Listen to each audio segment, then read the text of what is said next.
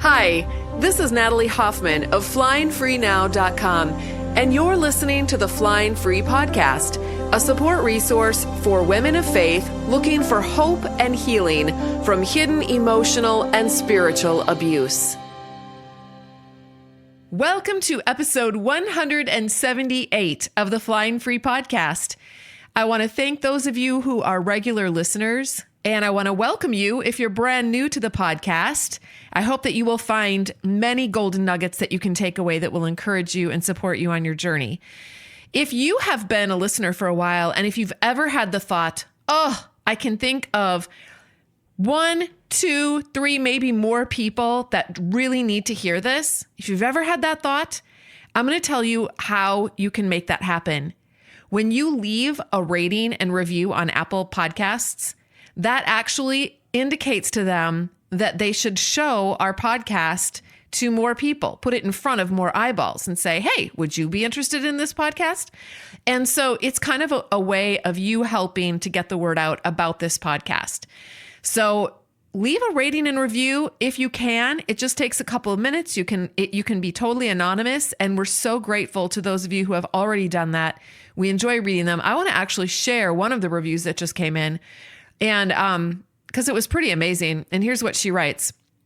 I've been part of the Flying Higher Sisterhood program, which is sort of like a graduate program for Flying Free Sisterhood. And she puts a little smiley face. And I still listen to these free podcasts that Natalie offers to everyone. I joined post-divorce, and my healing has been exponential. So if it is a cliche to say life-changing, I say, oh well. 2 friends and I joined the program almost 1.5 years ago together, and it is so helpful to have a community going through the same learning, sort of like a study group in college where the curriculum requires new things to be learned that stretch our traditional way of thinking. I would totally advise this to really unpack what this ministry teaches, because the pursuit of truth and freedom is revolutionary within Christian circles. You need a small army to survive. The thing that my friends and I consistently come back to is Natalie's assertion that we operate out of our own personal manuals, which do not usually serve us well. Other people operate out of a manual that says Christian women should be a particular way, and we operate out of a manual that says other people should be more understanding toward abuse survivors within the church. That only leads to further strife because the manuals are drastically different. True freedom comes from throwing away the manuals. It involves changing our thinking, which, with this program's reinforcement, is highly possible. This podcast has also been extremely helpful in helping my support system to understand abuse, but only if they really want to learn. So be judicious with whom you share. I did extensive counseling after nearly 40 years in an abusive marriage and an oppressive Christian culture. But this ministry was an important augment to my healing. I thought I was trapped in my abusive marriage. Through counseling and being absolutely desperate, I discovered that Jesus wanted me to leave the sandbox where I was constantly being pelted with sand. Thank you, Flying Free Sisterhood and Natalie Hoffman, for helping me to emotionally leave that sandbox following my physical departure, and the courage to believe I could heal from what others did to break me. I know Jesus directed me here. I'm so grateful to finally be up in the air and consistently pursuing my God-given directive to be a creature who is designed to fly free at 63. And no, life-changing is not a cliche in this case because it fits. I was so tickled when I read that. Thank you so much for leaving that review. So encouraging. All right, we have a couple of questions I want to answer today, so let's listen to the first one. Hi, Natalie. I'm just wondering if you could do a podcast on 1 Corinthians chapter 6 and take that passage apart as it's being used, probably not by just my husband, but many other husbands, to say that women aren't allowed to take their husbands to court, that this should be settled just between us and or the church elders. So I don't really understand the logic of it, seeing as any other thing that you would do with a Christian, such as buy property or housing or whatever, needs to be taken through the court system. Plus, our marriage was initially done as the court gave us a marriage license, so therefore it should be used to be undone. But if you could just look into this, and I'm just interested in what your thoughts are on this. Thank you so much. I think that you make a rational point here right off the bat. Civil government was set up for a reason and is even recognized and endorsed in both the Old and New Testaments. If you look at Romans 13, 1-7, and 1 Peter 2, 13-17, if we get a marriage certificate from our local governing authorities, then we also go to those same authorities to get a divorce certificate. This has nothing to do with taking a Christian brother to court. It's important to not get too worked up when an abusive person or an abusive religious system attempts to gaslight you with these irrational arguments that they make up in their own brains that help them maintain power and control over you. They have an agenda. Remember that. They have an invested interest in saying things that strike you as dumb on some level, and you think that they are bluffing you because they are bluffing you. They're hoping that you will buy into their universe, give their words credibility, and feel guilty if you go against their commands and desires. Yes, you can trust your common sense and your body on this. I've actually taught my kids to be suspicious of anyone who uses a Bible verse to tell them what to do or not to do. That is just so disrespectful to God and to the Bible. And it's not how we use the Bible. So if someone is doing that, if they're using the Bible in that way, either their relationship with Jesus is non-existent, or it's still in its infant stage, where there's this black and white rule for everything, and they are speaking out of their ignorance of what the Bible actually teaches, as well as out of their shame. God is the God of all truth, whether it's in the pages of the Bible or on the lips of a child. Truth is also pretty common sense. So if you're experiencing cognitive dissonance and confusion, that's probably because someone along the way has put a little rabbit turd lie in your glass of lemonade truth, and it just doesn't look or smell right. Now, I'm being a little bit sarcastic here, and maybe even slightly snarky, because quite honestly, this makes me mad. Stop calling yourself a Christian pastor or a Christian husband or a Christian friend if you're going to be this disrespectful of the Bible and other human beings. It's such a blight on everything that Christ stood for. And it's because of this that the world no longer gives Christianity any credibility. And that's a pathetic state of affairs. We should be the very first ones in line to help the poor, seek justice for the disenfranchised, stand up for the weak and helpless, and fight for the rights of all people to have dignity and honor and freedom. But instead, we are quibbling over random Bible verses pulled out of context simply so that we can manipulate other people to do whatever we say they should do. Anyway, rant over. Let's get back to the question, which is about whether or not it's okay for a wife to divorce her husband if the Bible says that we can't take another Christian to court. So 1 Corinthians 6, 1-7. Let's just read that for a second here. If any of you has a dispute with another, do you dare to take it before the ungodly for judgment instead of before the Lord's people? Or do you not know that the Lord's people will judge the world? And if you are to judge the world, are you not competent to judge trivial cases? Do you not know that we will judge angels? How much more the things of this life? Therefore, if you have disputes about such matters, notice that these are little matters. These are trivial cases, it says, okay? Not big things. These are not murder cases. Therefore, if you have disputes about such matters, do you ask for a ruling from those whose way of life is scorned in the church? I say this to shame you. He's trying to shame them, okay? Is it possible that there is nobody among you wise enough to judge a dispute between believers? But instead, one brother takes another to court, and this in front of unbelievers. The very fact that you have lawsuits among you means that you've been completely defeated already. Why not rather be wronged? Why not rather be cheated? Instead, you yourselves cheat and do wrong. And you do this to your brothers and sisters. Now, I read that and I'm like, are these verses saying that you can't divorce your abusive, unrepentant husband who's living like an unbeliever and chronically mistreating you? To think that is what these verses are communicating is so far-fetched, but it's just the kind of ridiculousness that a religious abuser would try to put forward in order to keep his abuse target under his thumb. It is gross.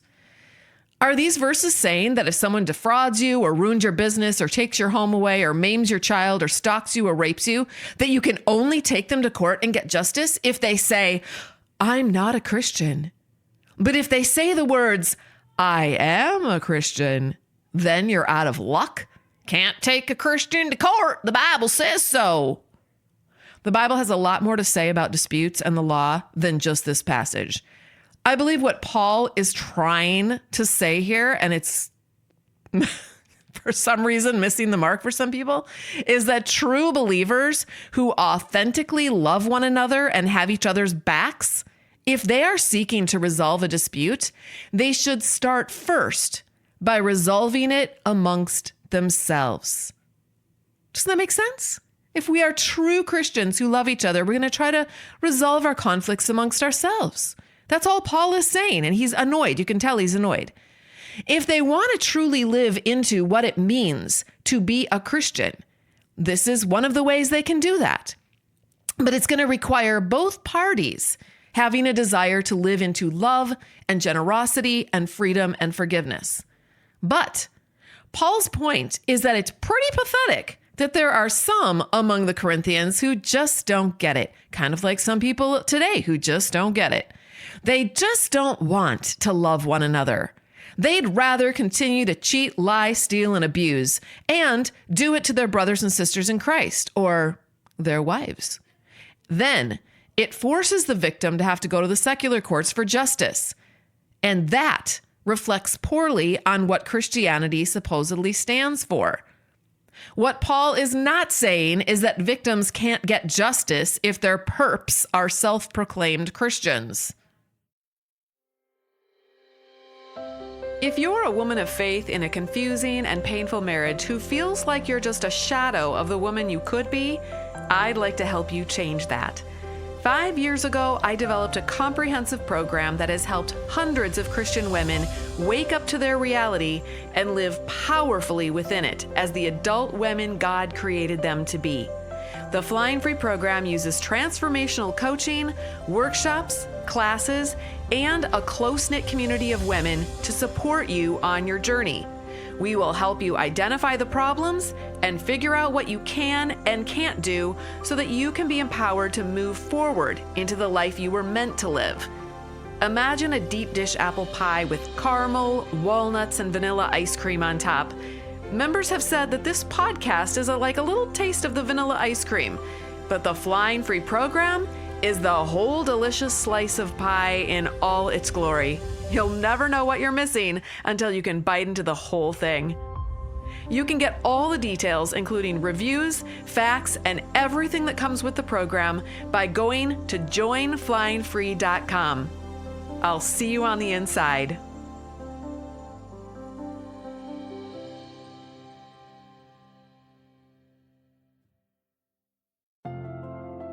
Wow, how to explain how this program has helped me.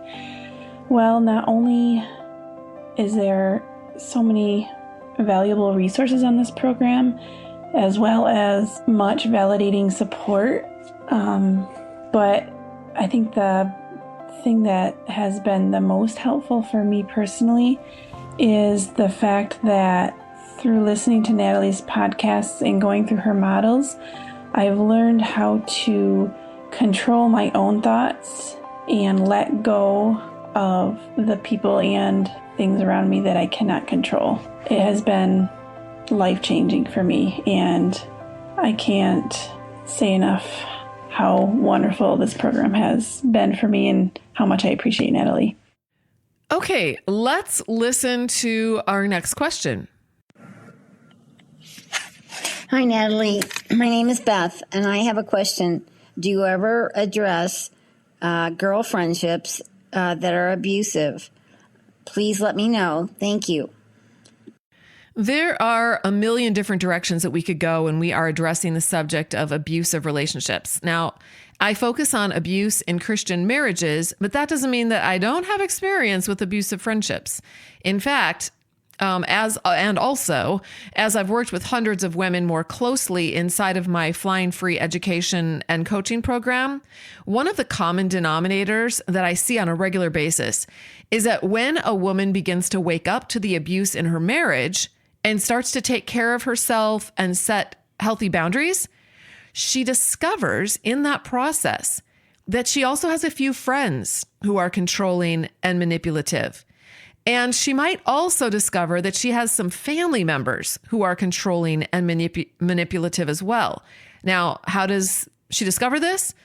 Because controlling, manipulative people, they hate boundaries and they're going to fight against them. They don't respect other people's voices. They don't respect other people's opinions. They don't respect other people's personal space or boundaries. And the reason that we didn't see this before in these relationships is because we were so skilled at habitually pleasing everyone around us and catering to their desires that we didn't have to experience their anger or rejection, or at least we tried to avoid it. If we were unfortunate to have experienced it, we learned quickly what we could or could not do around that particular person. You know what I'm talking about. You know those relationships where you have to be really careful. You have to gauge the emotional climate of the other person. You feel like you're walking on eggshells. You're never sure if what you say or do is going to offend them at any given time. You have to smooth things over on a regular basis. You need to manage their emotions. You need to take the hits when they're dysregulated. You need to make sure that if they ask you to spend time with them, you do that in a timely fashion, or you'll hear about what a bad friend you are. These are the relationships that drain you, the ones that are high maintenance, the ones who expect you to give and give and give, and they give back very little in return. They want you to be a good listener, but they don't ask you how you're doing or what you're up to. But if they do that, they will quickly turn whatever you say back into something about themselves, and then off you go again. You come home from spending time with people like this emotionally exhausted because you're all Christians and maybe you're even in the same small group. You're required to stay in relationships with them, though. The only problem is you are the one who is investing all the emotional energy and you're not really getting very much encouragement or other positive benefits from that relationship. So here's the good news. You don't have to break up with them. That's good news. You don't have to really do much of anything to get them to leave you. I'll tell you why in just a minute. The other good news, or I guess it's bad news, depending on how you want to look at it, when you get healthy, they're going to break up with you. Why? Because of the boundaries that you begin to establish as a healthy adult. So I don't usually talk about my own situation, but I'm going to give you a little bit of insight into some things that I went through back when I was waking up to abuse and starting to assert myself and starting to really open my mouth and show up as the person that I was. And so first of all, in one relationship, I stopped saying yes every time they wanted to get together. I had a bunch of kids and I was homeschooling, I was running a business, but this person thought, or at least it appeared to be this way, that she should have access to me whenever she wanted it. And so she would call me at random times when she was driving or it was convenient for her to talk. And then she'd expect me to just pick up the phone and just shoot the breeze with her. And I'm in the middle of a whole bunch of things. Now, when I stopped complying with that and I just didn't pick up the phone anymore, she didn't want to be my friend anymore. In another friendship, I stopped being quiet about things. So one friend and her family stayed with us actually for several weeks while their home was being built. She would spend her days on her phone or reading magazines while I cooked and homeschooled all of my kids as well as all of her kids, and then cleaned up after everybody afterwards. Now, and my kids actually helped because I had them in charge of certain chores. But after the first week of this, I realized I was going to burn out really fast. And so I spoke up. It was very uncomfortable, but I spoke up and I requested that her family also take some of the responsibility, pull their weight. I assigned some responsibilities to her and to some of her bigger kids. And then I followed through with making sure that everyone, her kids and my kids, did their jobs for the day. Well, that didn't go over very well. And after a few weeks, they actually cut their time with us short, which I was actually very relieved by, but they yelled at me for controlling them, oddly enough, and then they left in kind of a huff. By the way, this is actually a typical abusive tactic. And I'm not saying these people were abusers. I'm just saying this is a tactic that it's an abuse tactic, is to blame the target for their own behavior. I didn't say that right. Is for the abusive individual who's pulling this tactic to blame the victim for what the abusive individual did. So if this has happened to you and someone is accusing you of doing something that they just did to you, you don't need, it's natural to feel disoriented and shocked, and probably you feel guilty for some weird reason, even though you didn't do anything. But you don't have to feel that way. Just understand that what they just did is revealed to you that they know full well what they just did. And they cannot psychologically accept that they would behave this way, so they're making you the scapegoat. A scapegoat in Bible times was literally a goat that they would put all the sins of the people onto, and then they would send the goat out of the camp. So that's what the word scapegoat means.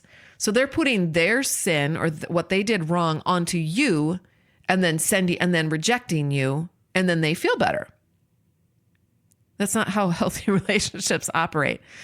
Okay, in another friendship, this friend expected me to financially and otherwise support her and her family. They had some financial needs and other needs. And I had been doing that for a long time. But after things financially changed for me due to my pending divorce, I could no longer do that. So in the ways that I had been doing it before, I could do it in some different ways, but not the same ways. And so she accused me of not being a good friend. This is after over 20 years of my giving of my time and my emotional energy to mentor, train, and support her and her family. And she never spoke to me again. Another friend that I had been walking on eggshells around for years just texted me out of the blue. I think she might have been drunk, actually, because her text was very incoherent. And she accused me of being just like her narcissistic sister. And I had no idea what she was talking about. I was like, I texted back and I said, what are you referring to? And she never responded. And she never talked to me again. To this day, I have no idea what she was referring to. The last time that I had contact with her, a couple months prior to that, was when I took her out to dinner and gave her a gift to celebrate her divorce from a very wicked man. And that was the end of that friendship. Another friend who did some work for my business out of her home had cheated on her time card and then accused me of not being a good friend because I had a different opinion than she did about something. And she never talked to me again either. And another friend was upset when I filed for divorce, and so she never talked to me again either. So all of these breakups, those were the bigger ones that I have. They're like in the forefront of my memory. I had other smaller incidental ones, but these were friends that I really tried very hard to, I just thought of another one, but I won't get into that one. Anyway, these are friends I tried really hard to have friendships with. And yet they were difficult friendships for me. Even when we were friends, they were emotionally draining relationships. Now, all of these breakups happened during a very short span. Well, I shouldn't say it wasn't a short span of time. It was maybe a span of time of maybe a year or two. And they coincided with me waking up to abuse and then deciding I was no longer going to stay quiet and appease everyone, try to make everyone happy. I was no longer going to just go out of my way to be agreeable and bend over backwards to serve everybody and give people money and basically just doing whatever it was that they expected me to do for over 2 decades. Instead of me running after them and saying, I'm so sorry, can we still be friends? Which is what I would have done prior to this, I just let them go. I let them go. I didn't try to chase after them. I didn't try to text text them and write them emails and say, could you tell me more? Could we talk it out? Could we still be friends? Now, I would have been happy to be their friend if they had wanted to keep being my friend in spite of our difficulties, in spite of our disagreements or whatever they were.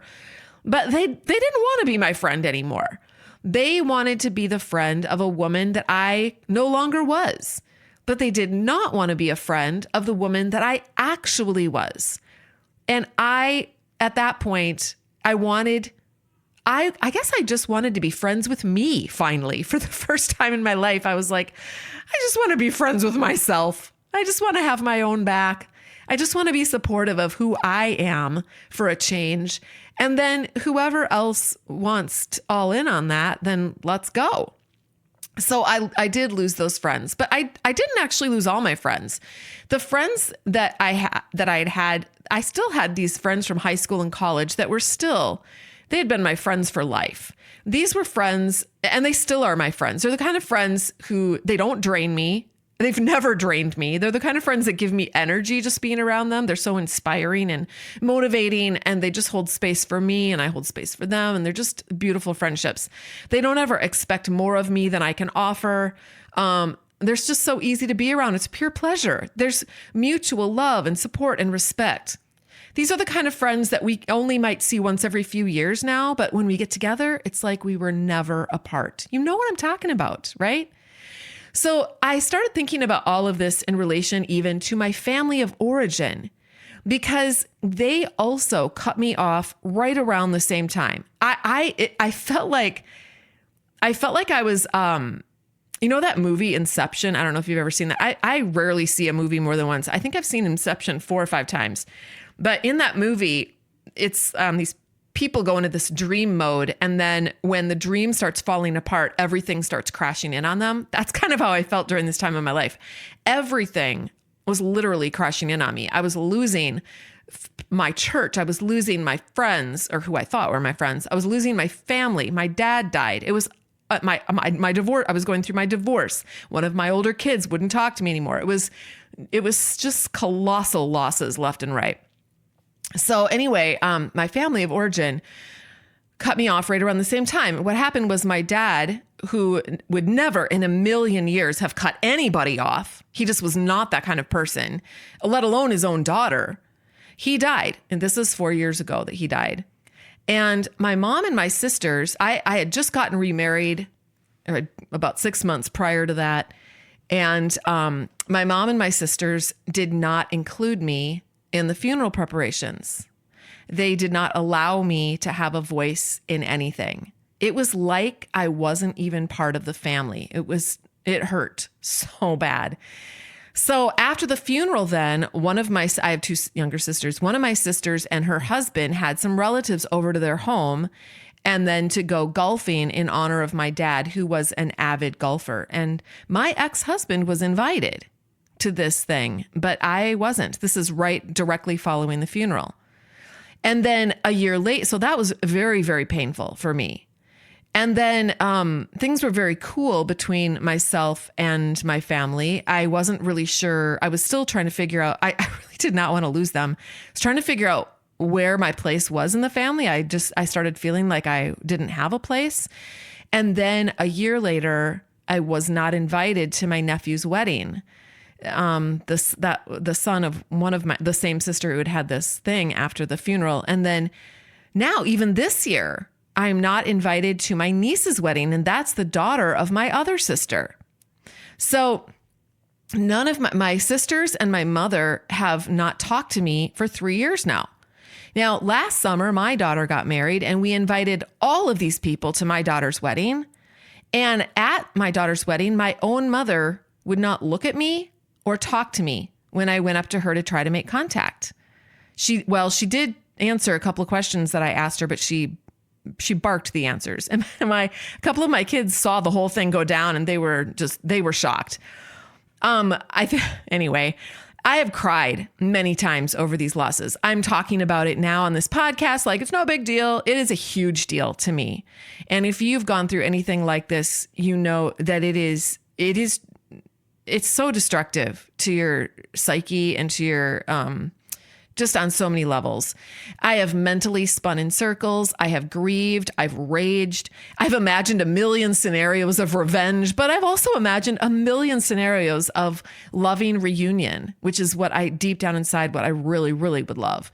I have experienced every emotion in the book surrounding all of this. And I've had coaching on it. I've done so much work around this in my own life. I no longer have a family of origin, because to belong in that particular family that I was born into, you have to believe what they believe about everything, about marriage, about God, about the end times. That's a big thing. About immigration, about politics, about racism, about abuse, about how to raise your kids, about divorce, and all the things. And I don't believe the same way that they believe about so many things. And I'm okay with having different beliefs. My husband, Tom, and I, we don't see eye to eye on a lot of things, but we have total respect and honor for each other. And we don't need to agree with everything in order to have an amazing, honoring, respectful relationship. So, but they're not able to do that. It's just where they're at. Okay. I'm not saying that they don't love me. I'm sure they do in their own way, to the ability that they're able to. And I love them, but I will no longer pretend to be someone that I'm not so that they'll like me and approve of me. I can't do that anymore. Because again, just like with my friends, I'm not going to throw myself under the bus anymore. I'm going to have my own back and be who I am. I was thinking about my son-in-law, Josh, who just married my daughter last summer. He is an amazing young man, and I think of him like a son. I enjoy spending time with him. He's one of those easy people to hang out with. He doesn't make anyone fit into his mold. He just loves freely. He allows everyone to be who they are. He's a safe human being. He doesn't manipulate anybody. He doesn't have these expectations that they should agree with him on everything. He's not argumentative. He does have strong convictions about things. He's very mature. And he takes personal responsibility. He does not blame others for how he feels or what he believes. He is wise beyond his years. And then I think about some of these relatives of mine who don't want me around. And Josh wants me around. Josh loves me. And I love it. I started thinking, why do I perseverate and focus on all the people who don't like me or who don't want me around? I think about even before any of this happened, did I enjoy being around those people who don't like to have me around? I don't know if I did. When I was around them, I often felt stupid. I felt like I was the ugly duckling. I felt unworthy. I felt like I was kind of boring compared to them. I wasn't as cool as they were. I didn't dress as cool. I was less than. I felt like I had to work hard to be as pleasing as possible. I had to push down my own thoughts and ideas in order to agree with them. I had to laugh at their jokes and pretend that I was enjoying myself when I was just feeling so much shame. I felt like a fraud just so that I could fit in. And I never fit in anyway. If I were to choose, if I could go back, if I had to choose who to spend time with, I would have spent time with people like Josh. And I probably would not have spent time with people like the ones who didn't like me around anyways. So what have I really lost? I lost a dream. I lost a dream of a family. I lost the family of my imagination, of what I wanted so badly to believe that it was. But the reality was that was not the reality. That was not the family that I had. It was the family I wanted. Now, if my definition of family is a safe haven of love and acceptance, it wasn't that. You can't lose what you never had. Now, I can't control and you can't control what other people do, but we can build our own lives. We can choose our own friends and our own families. And for the remainder of my life on earth, I'm going to choose to spend the time that I have left with people who value spending time with me, people who hold space for others to be who they are. And I get it. I'm not everyone's cup of tea. I mean, those of you who are listening, you're probably listening because I am your cup of tea. And everyone who I am not their cup of tea, they turned me off a long time ago. So that's kind of the nice thing about a podcast, right? So, but I'm not everyone's cup of tea, and I obviously wasn't theirs. And that's okay. That's okay. We want to develop and spend time with the healthy relationships that are life-giving and that move us and inspire us toward being the best versions of ourselves possible. Now, I'm sharing more personally about my life in this episode because I want you to know that I know all the painful emotions that are involved in getting out from toxic relationships and environments. It is not a simple fix. It's complicated, it's messy, and it is riddled with pain, deep, deep pain. And it's also transformative because we all only have the capacity as far as time and energy to intentionally invest in a few close relationships. And it's okay to invest in ones that will enrich your life and to detach from ones that tear your identity to shreds and leave you constantly scrambling to put the pieces of your heart back together again. So this is what I wish for you. So yes, friendships can be, friendships with girlfriends can be abusive. Friendships with sisters and brothers can be abusive. Relationships with our moms, with our very own mothers, which in our culture is just anathema, right? We don't, in our culture, nobody likes to think that your relationship with your mom could be dysfunctional. We like to believe in the story that our mom is our best friend and that she's always going to have our back and that she's always going to love us and be there for us. But that is not the reality for so many people. I'm just one of millions of daughters who don't have that with their mother and who want it desperately. And honestly, I believe we all need it. We all need a mother like that. But you know, God is our Heavenly Father, and He's also our mother. There's so many verses in the Bible where it's describing God in terms of being a mother, like a mother hen sheltering her chicks under her wings. He nourishes us. He protects us. He supports us. And I know we've thought about God as being our father for so long, but I think it's important that we think about God as our mother as well.